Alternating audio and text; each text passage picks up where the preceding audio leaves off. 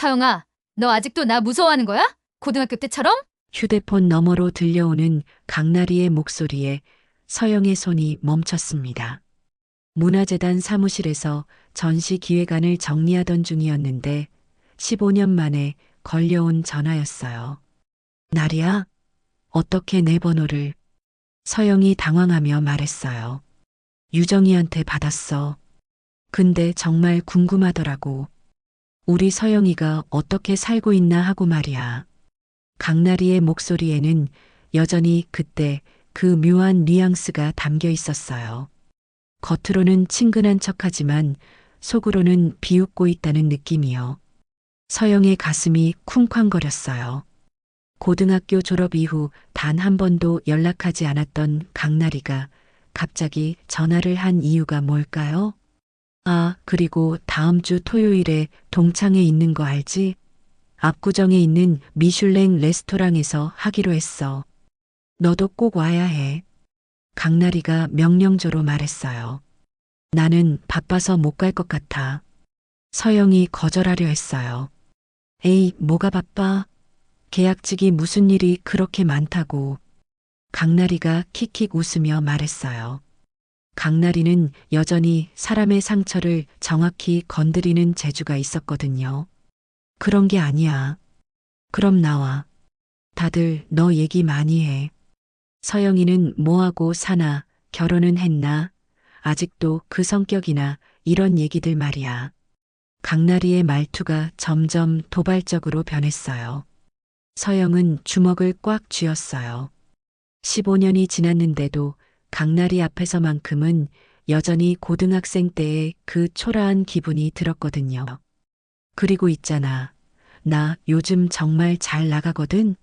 남편도 대기업 다니고 아파트도 강남 대치동에 있고 너랑은 정말 비교가 안 될 정도로 말이야. 강나리가 자랑하듯 말했어요. 서영은 할 말을 잃었어요. 어머, 미안. 너 기분 나빴나? 그런 뜻이 아니었는데. 그냥 옛날 생각이 나서 그랬어. 너 고등학교 때 얼마나 순진했는지 기억나? 특히 그 일기장 사건. 강나리가 의미심장하게 말을 끌었어요. 서영의 온몸에 소름이 돋았어요. 가장 끔찍했던 기억을 건드린 거죠. 아무튼 꼭 와. 안 오면 섭섭할 거야. 우리 서영이가 얼마나 성장했는지 직접 보고 싶거든. 강나리가 성장이라는 단어를 특별히 강조하며 말했어요. 전화가 끊어진 후 서영은 한참을 멍하니 앉아 있었어요. 손이 부들부들 떨리고 있었거든요. 그날 밤 서영은 잠을 이루지 못했어요. 강나리의 목소리가 계속 머릿속을 맴돌았거든요. 특히 얼마나 성장했는지 보고 싶다는 말이 계속 귓가에 울렸어요. 그 말 속에 담긴 조롱의 의미를 너무나 잘 알았거든요. 이번엔 도망치지 말자. 서영이 거울 앞에 서서 자신에게 말했어요. 당당하게 맞서자. 아직도 계약직이야? 그 옷은 어디서 산 거야? 강나리의 날카로운 목소리가 압구정 고급 이탈리안 레스토랑 가다에 대해 의아한 분위기를 깼습니다. 20명의 고등학교 동창들이 일제히 침묵했어요.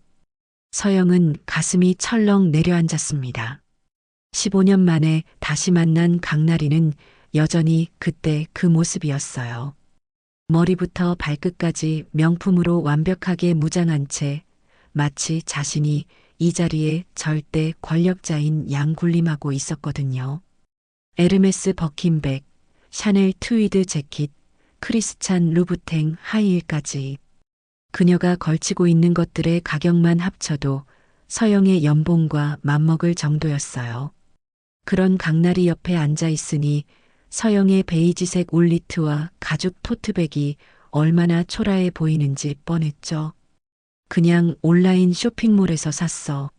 서영이 목소리를 최대한 작게 줄여 대답했어요. 30세가 되었는데도 강나리 앞에서만큼은 여전히 고등학교 1학년 때의 그 소심한 여학생 같았습니다. 온라인 쇼핑몰? 강나리가 은은하게 킥킥 웃더니 주변 동창들을 둘러봤어요. 역시 우리 서영이답네. 변한 게 하나도 없어. 그런데 문화재단 일은 재미있어? 아, 맞다. 계약직이니까 언제 잘릴지 모르는 불안한 상황이겠구나. 레스토랑 안에 은은한 재즈 음악 소리만이 어색한 정적을 메우고 있었어요. 주변 동창들은 모두 어색하게 미소를 지으며 시선을 이리저리 피하고 있었습니다. 아무도 나서지 않았죠. 고등학교 때처럼 말이에요. 강나리가 누군가를 타겟으로 삼으면 모든 사람이 투명인간이 되어버리곤 했으니까요. 친구 유정이 서영의 다리를 살짝 건드리며 괜찮아? 라고 작게 속삭였지만 서영은 고개만 살짝 끄덕일 뿐이었어요. 괜찮지 않았거든요. 서영은 손에 쥔 와인잔을 꽉 잡았습니다. 손이 미세하게 떨리고 있었어요. 이번엔 도망치지 말자고 당당하게 맞서자고 거울 앞에서 다짐했던 게 무색했죠. 결국 또 움츠러들고 있었으니까요. 그래서 월급은 얼마나 받아? 강나리가 더욱 노골적으로 물어봤어요.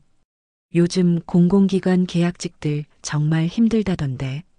언제 계약 만료될지 모르고 말이야. 서영이 대답하기도 전에 강나리가 다시 공격을 이어갔어요. 아, 그리고 남자친구는 생겼어? 아니면 아직도 혼자야? 30이 다 되어 가는데. 이번엔 정말 식탁 전체가 얼어붙었어요. 몇몇 동창들이 야, 그만해라는 듯한 눈빛을 강나리에게 보냈지만 그녀는 아랑곳하지 않았습니다.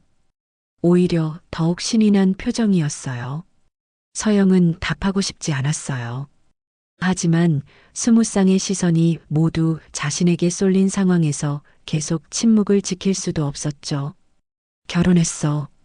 순간 강나리의 완벽하게 그려진 눈썹이 살짝 올라갔어요. 예상치 못한 대답이었거든요. 정말? 언제? 우리가 몰랐네. 어떤 남자가 우리 서영이를 선택했을까? 정말 신기하다. 뭐 하는 사람인데? 강나리의 말투에는 조롱이 섞여 있었어요. 마치 서영 같은 애를 누가 좋아하겠어? 라는 뜻이 담겨 있는 것처럼요. 서영은 잠시 망설였습니다. 남편 도윤의 직업을 정확히 말하면 강나리가 더 심하게 비꼬을 게 뻔했거든요. 믿지도 않을 테고요. 그냥 회사원이야. 회사원? 강나리가 우아하게 와인잔을 들어 올리며 홀짝 마셨어요. 역시 우리 서영이답네. 평범한 사람끼리 만났구나. 그래도 다행이야. 너 같은 애도 누군가 받아주는 사람이 있다니. 기적 같은 일이네. 그 순간 서영의 머릿속에 지옥 같았던 고등학교 시절이 파노라마처럼 펼쳐졌어요. 복도에서 일부러 어깨를 거칠게 부딪히며 지나가는 강나리. 급식실에서 어머, 미안하며 일부러 쟁반을 떨어뜨리게 만드는 강나리. 화장실에서 거울을 보며 너는 왜 이렇게 못생겼지? 부모님이 많이 속상하시겠다라고 큰 소리로 비웃던 강나리의 모습들이요. 가장 끔찍했던 건 일기장 사건이었어요. 고등학교 1학년 때 서영이 책상 서랍에 넣어둔 일기장을 강나리가 몰래 가져다가 쉬는 시간에 반 전체 앞에서 읽어버린 거였죠. 언젠가는 나도 예쁘고 멋진 사람이 될 거야. 모든 사람들이 나를 좋아하고 인정해주는 그런 사람 말이야라고 썼던 부분에서 온 반이 폭소를 터뜨렸던 기억이 아직도 생생했어요. 서영이 꿈이 이거래. 강나리가 일기장을 흔들며 소리쳤던 그 순간을, 아이들의 비웃음 소리를, 그리고 그날 밤 베개를 적시며 울었던 자신의 모습을 서영은 절대 잊을 수 없었어요. 넌 절대 주인공이 될 수 없어. 그냥 이렇게 비참하게 살아가, 서영아. 졸업식 날 강나리가 서영의 귀에 속삭였던 마지막 독설이 지금도 귓가에 생생하게 울렸어요. 서영은 와인잔을 들어 올려 입에 댔습니다. 붉은 와인이 목구멍을 따라 내려가며 씁쓸한 뒷맛을 남겼어요. 왜 이 자리에 왔을까 하는 후회가 밀려왔습니다. 유정이 한 번은 당당하게 맞서보자며 설득했을 때 용기를 냈던 자신이 바보 같았어요. 결국 또 당하고만 있었으니까요. 아, 맞다. 서영아, 너 요즘 어디 살아? 강나리가 공격의 수위를 더욱 높였어요. 설마 아직도 부모님이랑 같이 살아? 신혼집 마련하기 힘들었겠네. 요즘 집값이 얼마나 비싼데. 분당에 살고 있어. 서영이 최대한 담담하게 대답했어요. 분당? 강나리의 눈이 호기심으로 반짝였습니다. 어머, 분당에? 그런데 전세야, 월세야? 아니면 혹시 부모님이 사주신 거야? 요즘 신혼부부들 대부분 부모님 도움받잖아. 서영의 얼굴이 빨갛게 달아올랐어요. 강나리는 정말 악랄했어요. 상대방이 가장 아픈 부분을 정확히 찔러오는 재주가 있었거든요. 바로 그때였어요. 강나리가 와인잔을 우아하게 들어 올리는 순간 그녀의 손목이 의도적으로 살짝 기울어지더니 붉은 와인이 서영의 베이지색 니트를 향해 쏟아졌습니다. 어머, 어떡해. 정말 미안해. 강나리가 마치 연기하듯 과장된 놀란 표정을 지었어요. 손이 미끄러졌네. 어머나, 큰일 났다. 그런데 다행이야. 비싼 옷이 아니니까 그나마 괜찮지? 빨래하면 되잖아. 차가운 와인이 서영의 가슴팍을 적시며 순식간에 큰 얼룩을 만들었어요. 니트 소재라 금세 번져나갔죠. 레스토랑 안이 순식간에 조용해졌습니다. 포크와 나이프 부딪히는 소리조차 멈췄어요. 모든 동창들이 숨을 죽이고 상황을 지켜보고 있었습니다. 어머, 정말 큰일 났네. 한 동창이 작게 중얼거렸지만 아무도 나서지 않았어요. 서영을 도와주려는 사람은 없었죠. 유정조차 당황한 표정으로 어쩔 줄 모르고 있었어요. 서영은 냅킨으로 젖은 옷을 닦으며 가슴속에서 뜨거운 분노가 용솟음치는 걸 느꼈습니다. 15년 전 그날들이 마치 영화처럼 생생하게 되살아났어요. 체육 시간에 강나리가 일부러 서영의 하얀 체육복에 진흙을 묻혔던 그날, 급식실에서 미안하며 뜨거운 국그릇을 엎어 교복을 더럽혔던 그날, 그리고 수많은 크고 작은 괴롭힘들이 파도처럼 밀려왔어요. 괜찮아, 서영아? 유정이 걱정스러운 목소리로 물었지만 서영은 대답하지 않았어요. 그저 강나리를 똑바로 쳐다보고 있었죠. 서영의 눈에는 지금까지 본 적 없는 차가운 빛이 서려 있었어요. 뭐야, 그렇게 무서운 눈으로 쳐다보면 어떡해. 강나리가 태연하게 말했습니다. 설마 화난 거야? 정말 실수였다고. 그런데 뭐 어쩔 건데? 예전처럼 울면서 화장실로 도망갈 거야? 주변 동창들이 불편한 시선을 강나리에게 보냈지만 그녀는 전혀 개의치 않았어요. 오히려 더욱 도발적으로 말을 이어갔죠. 아, 맞다. 너 전학 간 이후에 소식 들었어. 새 학교에서도 친구 못 사귀고 혼자 다녔다며? 역시 서영이다워. 그 순간이었어요. 서영의 인생이 완전히 바뀌는 바로 그 순간이요. 서영의 손이 자신의 와인잔을 향해 천천히 그러나 확실하게 움직였습니다. 주변의 모든 소음이 사라지는 것 같았어요. 동창들의 수군거림도, 레스토랑의 배경음악도, 심지어 자신의 심장 소리조차 들리지 않았어요. 오직 강나리의 오만하고 비열한 얼굴만이 선명하게 보였죠. 서영은 차분하게 와인잔을 들어 올렸어요. 손이 전혀 떨리지 않았어요. 오히려 지금까지 느껴본 적 없는 고요한 확신이 온몸을 감쌌습니다. 미안해, 나나리야. 서영이 조용하지만 또렷한 목소리로 말했습니다. 하지만 내가 쏟은 건 와인이고 너의 자존심은. 붉은 와인이 강나리의 순백색 에르메스 실크 블라우스에 정확히 쏟아졌어요. 몇십만 원짜리 명품 옷에 번진 빨간 얼룩이 마치 피꽃처럼 퍼져나갔습니다. 아, 뭐야 이게. 강나리가 비명을 지르며 벌떡 일어났어요. 너 지금 미쳤어? 이게 얼마짜리인데. 하얀 실크 블라우스에 번진 와인 얼룩이 돌이킬 수 없을 만큼 크게 퍼져나가고 있었어요. 강나리의 완벽했던 외모가 순식간에 엉망이 되어버린 거죠. 식탁 주변이 완전히 조용해졌습니다. 심지어 옆 테이블 손님들까지 고개를 돌려 이쪽을 바라볼 정도였어요. 포크 떨어지는 소리조차 들리지 않을 만큼 정적이 흘렀죠. 모든 동창들이 충격받은 눈으로 서영을 바라보고 있었어요. 평소 조용하고 순하기만 했던 서영이 이런 행동을 할 거라고는 아무도 상상조차 못했거든요. 그런데 놀랍게도 서영은 의외로 차분했어요. 심장이 쿵쿵 뛰고 있었지만 표정만큼은 마치 선승처럼 평온했죠. 오히려 가슴 깊은 곳에서 시원한 바람이 부는 것 같았어요. 15년 동안 가슴속에 꽁꽁 얼려두었던 감정들이 드디어 해방되는 기분이었거든요. 손이 미끄러졌어. 서영이 강나리가 방금 한 말을 그대로 따라했습니다. 정말 미안해. 근데 너도 방금 그렇게 말했잖아. 실수라고. 주변에서 작은 웃음소리가 새어나왔어요. 몇몇 동창들이 손으로 입을 가리며 킥킥거리고 있었어요. 지금까지 강나리의 눈치를 보느라 아무 말도 못했던 사람들이었죠. 사실 속으로는 강나리의 행동이 너무 과했다고 생각하고 있었거든요. 너 정말. 강나리는 당황한 채 주변을 둘러봤어요.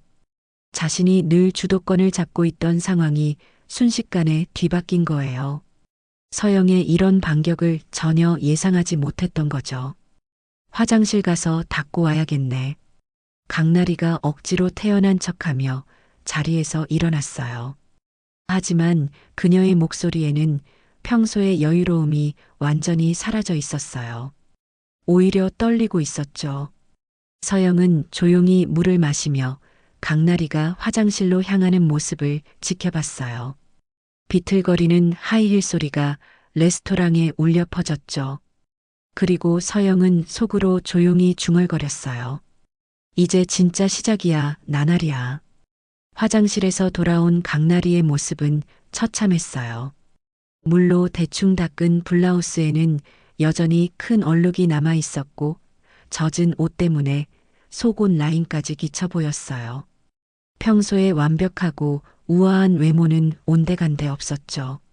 화장도 번져서 눈밑이 검게 되어 있었어요. 정말 치사하다, 서영아. 강나리가 자리에 앉으며 떨리는 목소리로 소리쳤어요. 어른이 되어서도 그런 유치한 짓을 하다니. 정말 실망이야. 치사한 건 누구야?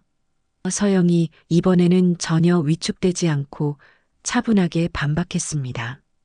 고등학교 때 넌 나한테 뭐 했는데?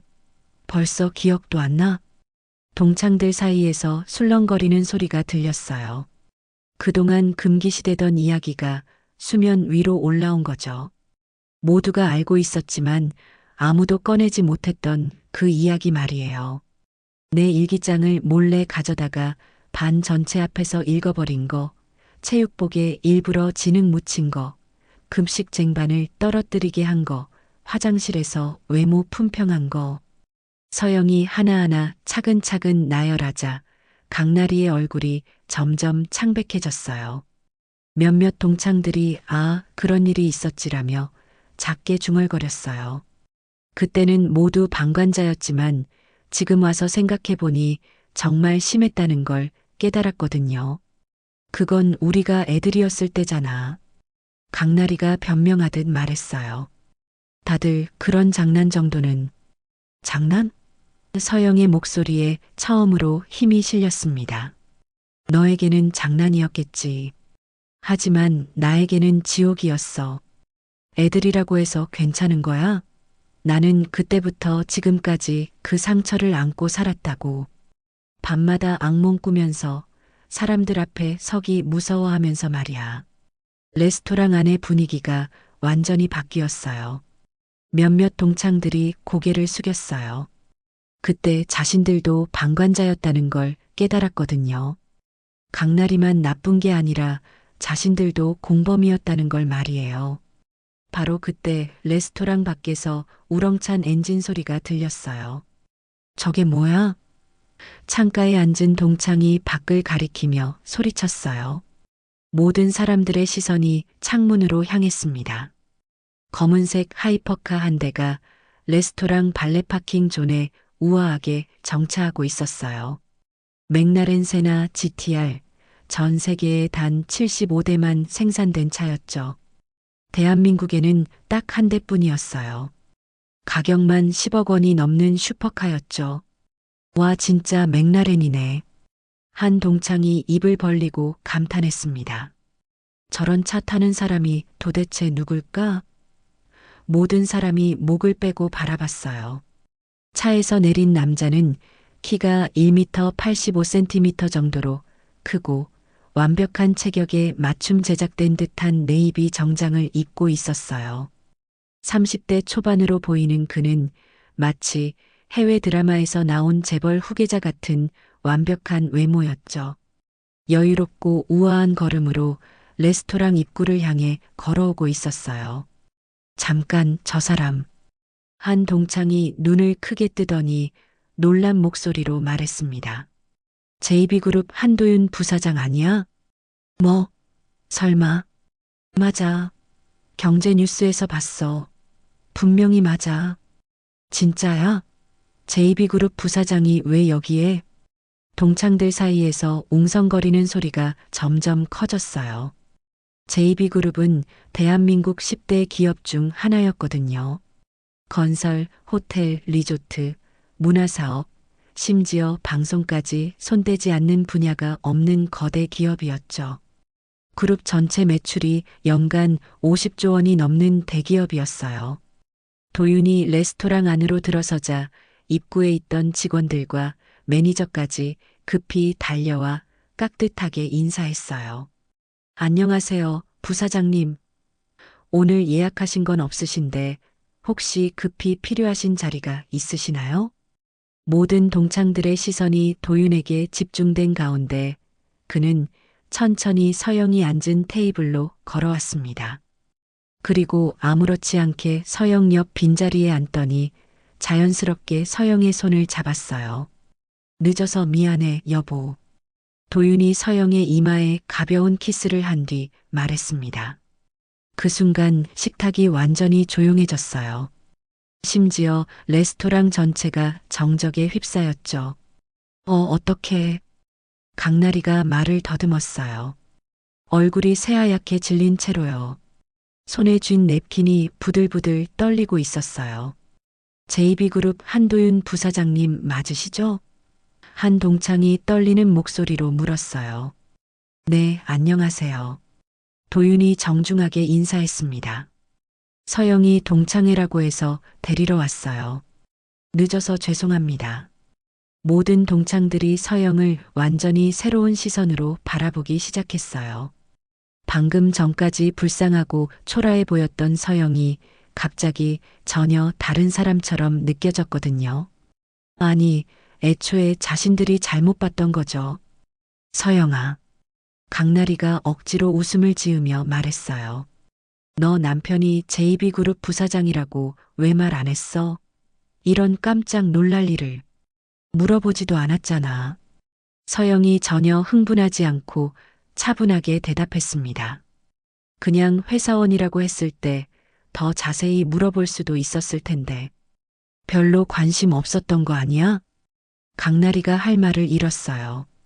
자신이 서영을 얼마나 무시하고 하찮게 여겼는지 그제야 뼈저리게 깨달았거든요. 아, 그리고 나날이야. 서영이 강나리를 똑바로 쳐다보며 말했습니다. 내가 계약직이라고 했지? 맞아. 하지만 JB문화재단 수석 큐레이터야. 계약직이긴 하지만 연봉이 얼마인지 정말 궁금해? 1억 2천만 원이야. 동창들 사이에서 탄성이 터져 나왔어요. JB문화재단은 국내 최고 수준의 사립문화재단이었거든요. 그곳의 수석 큐레이터라는 건 문화예술계에서는 최고 엘리트라는 뜻이었어요. 우리 서영이가 정말 대단한 큐레이터예요. 도윤이 자랑스럽게 말했습니다. 이번에 기획한 조선왕조 500년 특별전이 관람객 30만 명을 넘겼거든요. 프랑스 루브르 박물관에서도 콜라보레이션 제안이 왔어요. 그리고 내년부터는 정규직 전무로 승진이 확정됐어. 서영이 덧붙였습니다. 물론 순전히 내 실력으로 얻은 자리야. 남편 덕분이 아니라. 강나리는 완전히 얼어붙었어요. 자신이 그동안 서영을 얼마나 무시하고 깔봤는지, 그리고 얼마나 어리석었는지 뼈저리게 깨달았거든요. 그런데 나날이야. 서영이 여유롭게 새로운 와인을 한 모금 마시며 말했어요. 너는 뭐하고 살아? 아까부터 내 얘기만 했네. 자기 자랑 좀 해봐. 강나리의 얼굴이 더욱 붉어졌어요. 나는 인테리어 디자인 회사 다녀. 오, 멋있네. 어떤 회사? 대기업이야? 유명한 곳이야? 아니, 강남에 있는 중소기업이야. 강나리의 목소리가 점점 작아졌어요. 그래. 그럼 연봉은 어때? 나처럼 1억 넘어? 서영이 강나리가 자신에게 했던 질문을 그대로 돌려줬어요. 강나리가 대답하지 못하자 서영이 다시 물었어요. 아, 맞다. 너 결혼은 했어? 남편은 뭐 하는 사람이야? 연봉은 얼마나 되고? 아직 안 했어. 강나리가 고개를 푹 숙였어요. 아직 안 했어? 서영이 놀란 척하며 말했습니다. 30인데? 그런데 왜 나한테는 그렇게 결혼 얘기를 캐물었지? 혹시 부러웠던 거야? 주변 동창들이 서로 눈치를 보며 어색하게 웃었어요. 상황이 완전히 역전된 거죠. 도윤이 시계를 보며 말했습니다. 여보, 우리 이제 가야 할 것 같아. 집에서 저녁 약속 있다고 했잖아. 맞다. 서영이 우아하게 자리에서 일어났어요. 다들 오늘 만나서 정말 반가웠어. 특히 나리야, 진심으로 고마웠어. 강나리는 고개도 제대로 들지 못하고 있었어요. 젖은 블라우스와 번진 화장, 흐트러진 머리카락까지. 평소에 완벽했던 모습과는 정반대였죠. 그리고 앞으로는 다른 사람을 함부로 판단하거나 무시하지 마. 서영이 강나리에게 마지막으로 말했습니다. 사람은 언제든 변할 수 있거든. 오늘의 약자가 내일의 강자가 될 수도 있어. 너도 언젠가는 누군가에게 무시당하는 입장이 될 수 있다고. 서영과 도윤이 손을 잡고 레스토랑을 나서는 동안 아무도 말하지 않았어요. 오직 강나리의 작은 흐느낌 소리만 들릴 뿐이었죠. 몇몇 동창들이 강나리를 위로하려 했지만 그녀는 손사래를 치며 거절했어요. 밖에서 맥라렌의 우렁찬 엔진 소리가 울려 퍼지며 두 사람이 사라져갔어요. 레스토랑에 남은 동창들은 한동안 말을 잇지 못했습니다. 오늘 일어난 일이 너무나 충격적이었거든요. 기분이 어때? 도윤이 운전하며 물었어요. 시원해. 서영이 창밖을 바라보며 활짝 웃었습니다. 이제야 진짜 과거를 정리한 것 같아. 더 이상 누구 앞에서도 위축되지 않을 거야. 그럼 됐어. 도윤이 서영의 손을 꽉 잡았습니다. 앞으로는 항상 당당하게 살아가자. 서영은 마음속으로 다짐했어요. 이제 나는 진짜로 나를 믿을 수 있어. 오늘의 이야기는 어떠셨나요? 마음이 뻥 뚫리는 기분이셨을 거예요. 인생을 살다 보면 과거에 우리를 무시하고 괴롭혔던 사람들을 다시 만나게 될 때가 있죠. 그때 중요한 건 복수 자체가 아니라 자신이 얼마나 성장했는지를 보여주는 거라고 생각해요. 서영처럼 말이에요. 진짜 복수는 상대방을 해치는 게 아니라 자신이 더 나은 사람이 되는 거예요. 그게 가장 멋있고 품격 있는 복수죠.